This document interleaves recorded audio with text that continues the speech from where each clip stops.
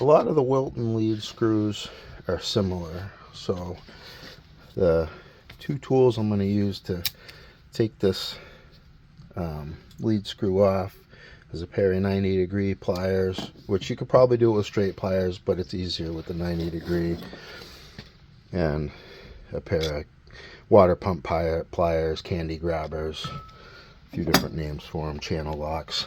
So unscrew this all the way, take it out, lean it so that it's on the head of the vise nut lead screw, and brace it against something.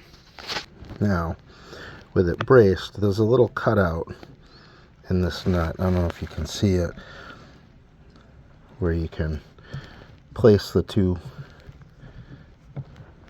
pliers and then pressure down with it, and that'll get that out of the way because there's spring tension there.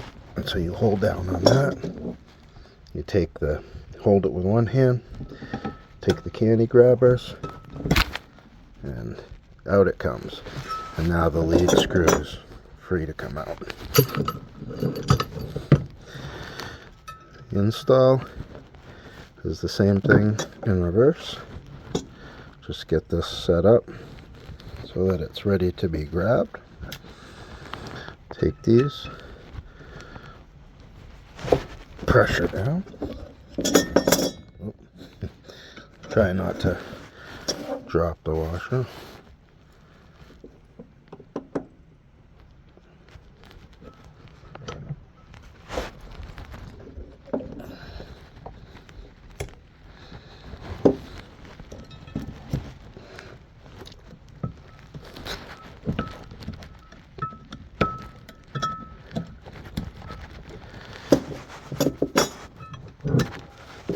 And it's back there, ready to go back on the vise.